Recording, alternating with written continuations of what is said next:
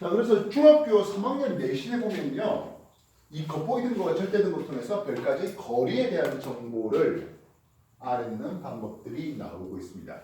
그때는 라잼, 이게 이제 절대 등급이라는 이름을 쓰고요. 스몰엔 겉보기 등급이라는 이름을 씁니다. 그래서 요런 두 관계가 소개되겠죠. 절대 등급과 겉보기 등급이 서로 같아버리면 이거 딱 대놓고 18석 그리는 거예요. 그 시험 나와? 안 나와요. 그렇다면 위에 거 겉보기 등급 숫자가 좀 작잖아. 작다는 건 더 밝게 보이는 거야? 어둡게 보이는 거야? 더 밝게 보이는 거죠. 왜 더 밝게 보일까요? 18석보다? 그렇지. 이것은 18석보다 가까이 있는 놈이네요. 그렇다면 반대가 되는 경우는 내 눈에 더 숫자가 어둡게 보여요 하는 거죠. 더 멀리 있으니까 하는 겁니다.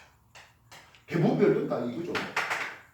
별들이 기껏 뭐 18석 안쪽에 있는 별이 해봤자 뭐 얼마 있겠습니까 하는 거죠. 보통 별까지의 거리가 대략 한 4광년, 한 1파석 거리 언저리쯤들이 대략 별들 그 사이의 거리가 됩니다. 나중에 우리나라 10만 광년이라는 요 지름을 가지고 우리나라 이렇게 볼 때, 그리고 두께가 볼 때 한 1억 5천 2.5만 광년 정도. 그래서 우리나라에 있는 별들 한 2천억 개를 집어넣을 때 평균 간의 거리를 재는 그런 것들도 있습니다.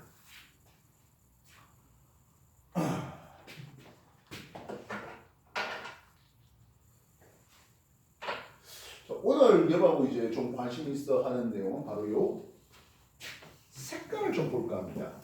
어이 저 별은 왜 저래? 라고 했었을 때 뭔가 이슈 건덕지가 될 거. 그러면 참 지구학 쪽은요 뭐 그렇게 뭐 이슈 건덕지가 될 게 그렇게 좀 쉽지는 않은데요. 이 베텔게우스를 보셨냐? 저거 있구나. 이 오리온장을 보면 말입니다.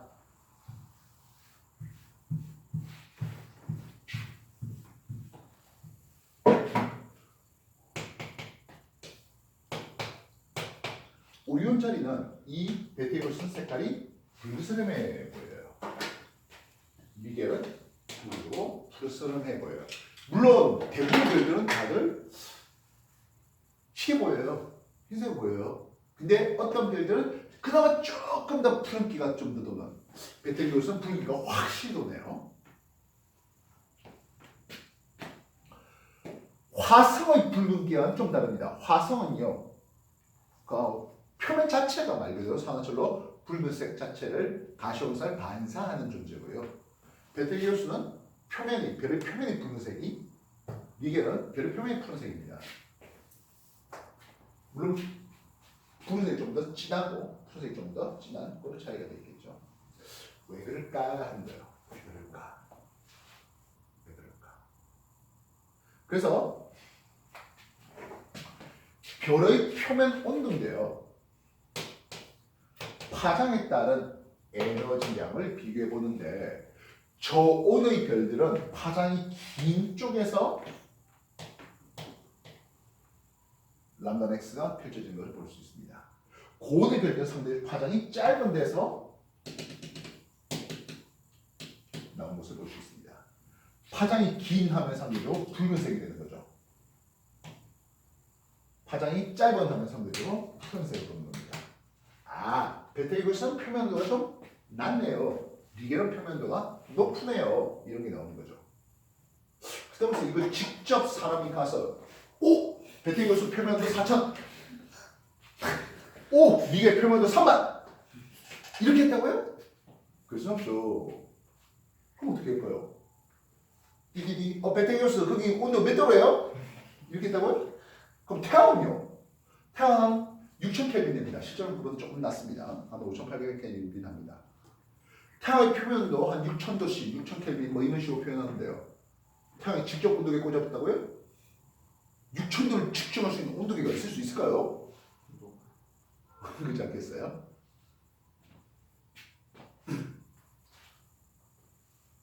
철은 1500도씨에서 녹고요. 3000도씨에서 기체를 끌어요. 그러다 보니까 그러니까 우리가 흔히 보는 접촉식 온도계는 도저히 할 수는 없고요. 그래서 비접촉식으로 빛을 내는 놈들에 대해서 그 빛을 분석하는 거죠. 그래서 아까 말했다시피 이런 좋은 뭐 고온의 물체가 내는 람다 맥스 가장 큰 에너지는 람다 맥스가 어디에 비례합니까 하면 절대 온도에 반비례하는 이런 식을 얻었어요. 이걸 나눈 게 비너의 법칙이라는 게 있어요. 실제 이 비너 법칙이 나온 이유는 이제 철광석을 재련해서 철을 얻을 때 액체철, 주철의 그 액체철 쇳물의 온도를 측정하려고 쇳물의 온도를 측정하니까 손 넣을 수는 없잖아요. 아까 말했지만 액체가 됐다는 의미는 일단 철이 녹는 점 이상이 된 거잖아요. 초도빅도 이상이 된 거예요. 그걸 뭐 접촉식으로 일반적으로 우리가 알고 있는 온도계, 유효된 온도계에 꽂혔겠다고요? 그럼 벌써 녹죠. 유 자체가 1400도면 녹거든요. 그래서 이런 비례 법칙을 통해서 쇳물의 온도를 측정하고 그러다 보니까 이걸 전체 확장해서 연결하는 거죠. 과학의 위대함, 물리의 위대함이 그런 거죠. 이쪽에서 사용된 법칙을 다른 데다가 적용하는 거죠. 이해됐습니까? 나중에 텅 빈 우주의 온도를 측정하려고 합니다. 온도가 우주에다 되겠다고요? 가능할 수도 있겠군요. 그죠? 그래서 약 3켈빈의 뭐 우주 온도도 측정하는 뭐 그런 것들이 나오게 됩니다. 나중에 우주 배경 복사 이런 것들에서 학년 더 올라가면 과학고 다니면 그런 것들 배우게 되겠습니다. 어쨌든 저런 과정을 보게 된다는 거야. 이해됐어? 그래서 베텔게우스라는 것은 상대적으로 저온인데 미겔이라는 별은 상대적으로 고온인데 하는 것들로 배워보게 된 겁니다. 정리해 주시기 바랍니다.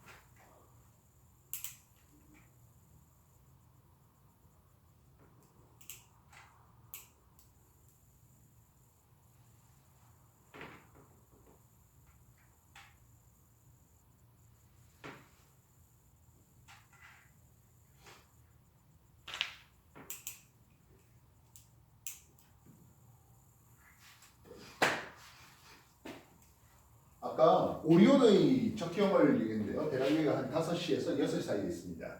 그 말이 무슨 말입니까 하면 오늘이 12월 초가 되다 보니까요. 오늘 밤 12시에 오리온 자리는 전체가 거의 남중합니다. 오늘 밤 12시에 이 오리온 자리는 남중합니다. 뭐 꼭 굳이 12시 돼서 일부러 할 필요는 없죠. 뭐 9시 10시 돼갖고 남쪽 대기 조금 전에 찾아보면 되는 거예요. 그렇지만 정동 방향에서 정서 방향을 쑥 이렇게 꺼주십시오.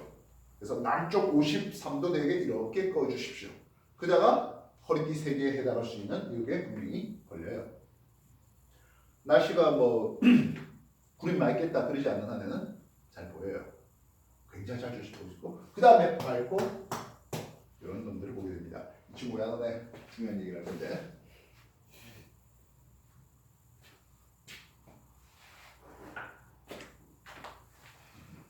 빨리 했죠? 하시면 돼요. 오늘 12월 초에 이 오랜 자리는 밤 12시에 남중합니다. 꼭 남중하겠다고 밤 12시에 쳐다볼 필요는 없습니다. 그보다 더 일찍 그렇게 해서 그러면 밤 9시나 되면은 남동쪽 하늘에 보이게 됩니다. 밤 9시면 여러분 이제 집에 가서 씻고 이제 딱 준비해갖고 보면 될 것 같습니다. 자, 봤다면 뭐 하고 싶을까? 사진 찍고 싶겠죠. 아닌가? 사진 찍고 싶을 겁니다. 근데 말입니다. 맨눈으로 봤던 요 베텔게우스는요 분명히 붉은기가 많이 돌아요. 카메라 찍으면 붉은기는 없습니다. 오, 해봤는가 봐요. 이씨 왜 그래? 내 눈은 분명히 붉은데 카메라 찍으니까 붉은 게 잘 안 보여요. 해봤어요? 오늘 해보시기 바랍니다. 와 핸드폰 뭐 이거 아이폰인 거 저 울트라 뭐 23인가 그런 거 딱 해봤는데 내가 봤던 것과 좀 달라. 머리 굵직굵직. 아이씨 핸드폰 병신인가? 아버지 옛날에 그 DSLR 있는데 그거 어디 있어요? 똑같아. 그 비싼 DSLR 50만짜리 100만짜리 아버지도 렌즈만 200만짜리 했는데 똑같아. 왜 그럴까? 이 카메라로 보는다고요? 내 눈으로 보는 게 좀 달라요. 카메라는 좀 더 파장이 짧은 쪽에 좀 더 맥스 그러니까 이제 민감도가 높고요. 우리는 상대적으로 파장이 긴 쪽에 민감도가 높아요. 아마 여러분들이 이제 중3 내신에서 미리 공부해봤겠지만 우리가 별이 상대적으로 고온입니다 하는 것과 상대적으로 저온입니다에 대해서 O, B 이런 것들을 보셨을 겁니다. 그래서 저온 되면 M형 되면 한 3000켈빈에서 O형 되면 한 30,000 켈빈까지 A형이 한 1만 켈빈 정도 됩니다. 그래서 별의 표면 온도를 볼 때 이게 한 3만, 1만, 이게 한 3,000 정도입니다. 태양은 G타입이 돼서 한 6,000 정도 이렇게 볼 수가 있습니다. 그래서 내 눈으로 보는 것을 뭐라 부릅니까 하면 안시 등급이라는 걸 쓰겠고요. 그래서 안시, 아는 눈한자가 되는 거죠. 시는 볼시자가 됩니다. 하면 카메라로 찍었을 때 사진 등급이 나오네요. 그러면 고온의 별은 사진이 좀 더 밝게 찍혀요. 밝게 치다 보니까 사진 등급이 마이너스 값을 가지게 됩니다. 그렇다면 저온의 별들은 어두운 놈들이 좀 더 밝게 찍히니까 마이너스가 되겠죠. 그래서 사진에서 안시 등급을 빼요. 마이너스에서 플러스를 빼요. 그렇게 해서 나온 숫자를 우리는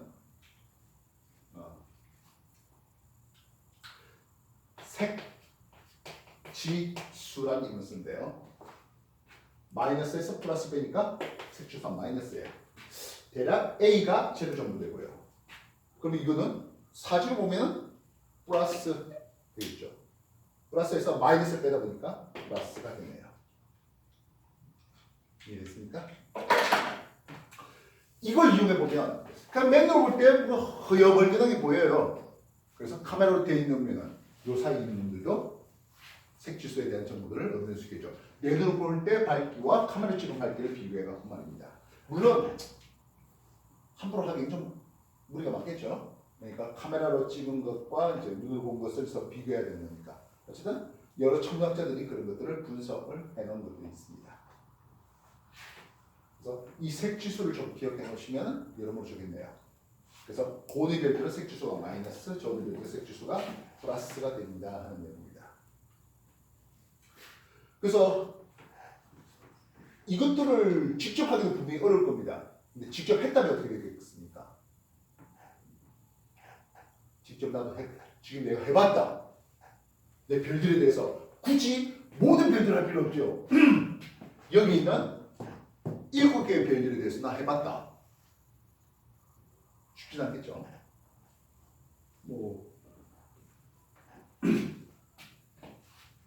그런 것들로 내가 자소서에 한 줄 써줄 수도 있겠냐 하겠고 쉽지는 않습니다. 여러 다른 청각자들이 여러 대규모 장비를 이용해서 했는데요. 여기에서 보면은 청대가 가까운 데 있을까 모르겠습니다. 선생님 사는 동네에 보면 한 1km 정도 거리에 어린이 청문대라고 해갖고 있더라고요. 좀 건물 한 5층 정도 되는 건물에 돔이 이렇게 있고 망원경 주변에 놓은 게 있더라고요. 아마 사설인 것 같아요. 가본 적은 없습니다. 자전거 타고 지나가다 본 적만 있습니다. 가보고 싶은 마음은 굴뚝 같습니다.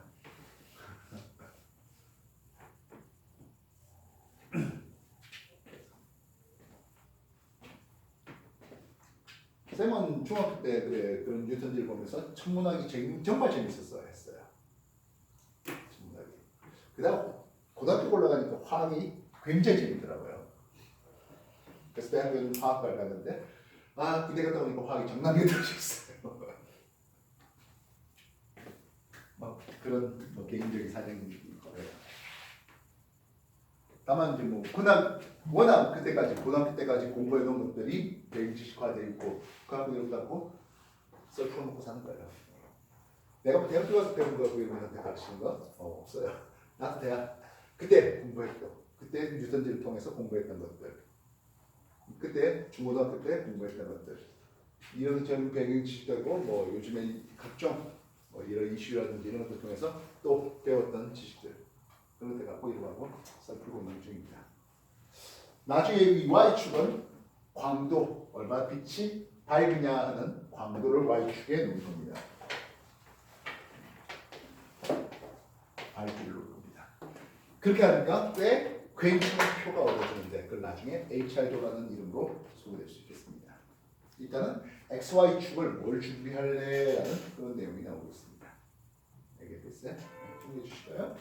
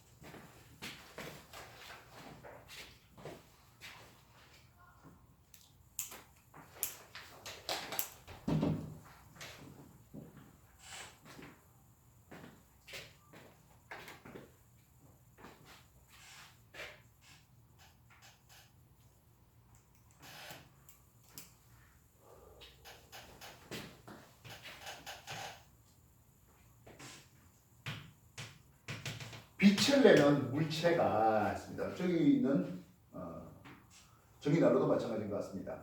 전기난로도 열을 통하면 저렇게 좀 불그스러운 빛이 나는데 저걸 강도를 조금 더 강화하면 저거 불그스러운 것보다 조금 더 노란 쪽으로 다시 말하면 파장이 좀 더 짧은 쪽으로 이동하는 것을 볼 수가 있습니다. 비닐 법칙입니다. 그리고 그 물체가 내는 단위 면적당, 단위 시간당 내는 에너지가 있겠네요. 단위 면적당, 단위 시간당 내는 에너지는 하겠습니다. 이 물체의 온도, 절대 온도의 4승에 비례하는 걸 보게 됩니다. 이거를 우리는 슈테판 볼츠만 법칙이라는 것입니다.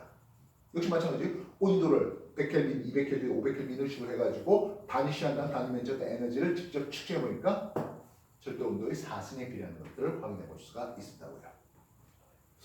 그렇다면 우리가 이 별의 광도 얼마나 밝아요 하는 놈들이 나올 것 같습니다.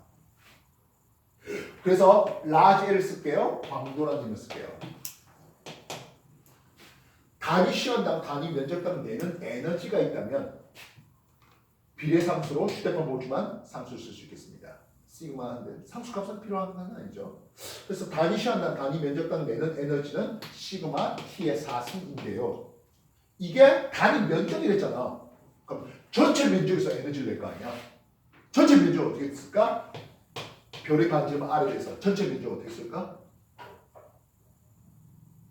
별이 9 형태일까? 되니까 4파이 아래 제곱 되겠죠. 쌤 반절만 낼 거 아니겠습니까? 2파이 할 때도 뭐 그 상관없었겠죠. 단위 시간당 단위 면적당 내는 에너지에다가 전체 면적을 곱하면은 이 별이 낼 수 있는 전체 빛이 나오네요. 올라 베텔게우스와 리겔이 비슷한 별의 밝기를 가진다고, 그냥 같은 별의 밝기를 가진다고 해보자고요. 그럼 뭐가 차이 나야 될까요? 광도가 같다면 뭐가 차이 나야 될까요? 실제로 광도가 완벽하게 같지 않습니다만은 둘의 광도가 서로 같다면, 별의 광도가 같다면 어떤 차이가 나야 될까요? 베텔게우스 온도가 낮아요. 근데 광도가 같대. 반지의 말이 어마무시하게 크겠네. 이해했어요?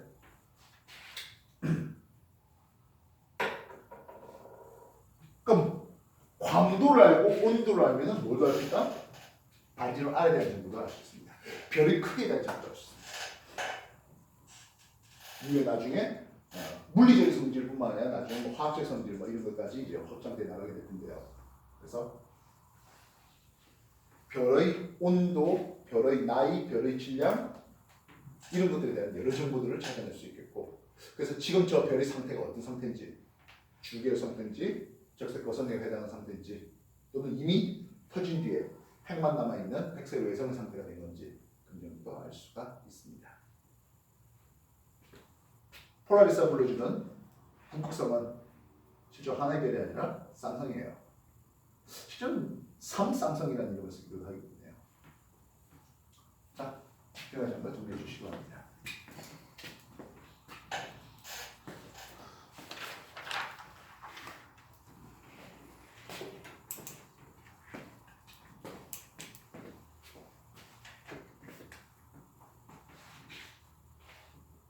열주가 있으시라 했습니다. 좁은 데다 이것저것 다 쓰기 어려울 수 있습니다. 남은 시간 동안은 여러분들이 뭐 이제 핸드폰들을 이용해서 오늘 뭐 오리온에 대한 내용으로 공부를 하셔도 좋겠고, 별의 밝기라는 것에 대해서 공부하셔도 좋겠습니다. 색지수 이런 걸로 공부하셔도 좋겠습니다. 광도를 이용해서 해도 좋겠습니다. 휴대폰 보지만 법칙이었는지 또는 비례 법칙이나 물리 법칙을 직접 공부하셔도 좋겠습니다. 뭐든 상관없습니다. 그래서 이런 걸 좀 내가 주제로 뭐 좀 연구해 보면 어떨까? 뭐 말이 좋아 연구지 알고 보면 데이터들 자료들을 찾아내는 것들이죠. 분석해내는 것들이 될 수 있고요. 뭐 경우에 따라서 연역적인 방법으로 내가 실험을 해볼 수 있죠. 이거 진짜 좋아요. 실험을 했습니다라는 실험에 대해서 네가 뭐 했어? 결과가 어때? 그 과정에서 혹시 뭐 어려운 일 없었어? 뭐 질문 건덕질이 실제로 질문 받을 건덕질이 많겠죠. 질문 받을 건덕질들이 많아서 거기에 대해서 유효하게 답을 해줬다. 뭐 이런 것들은 분명히 가산점이 될 거야. 그래서 물론 이런 자료 조사도 좋지만은 뭐도 좋겠다. 뭔가 실험해볼 건덕질을 한번 찾아보는 연습이 있었으면 좋겠습니다. 아무래도 생명과학 쪽에서는 실험하기가 좀 괜찮지 않을까 싶습니다. 여러분 한해 선배들이 개구리 한번 키워보도록 하는데 그거보다는 말 그대로 R부터 시작해서 확장해 나가는 것들을 보면서 진짜 변태 과정도 한 번 더 보면서 변태 무슨 말인지 알겠죠? 진짜 나중에 개구리한테 물어봐요. 이 올챙이 때 있어야 물어볼 수도 있지 않겠나? 농담이고요.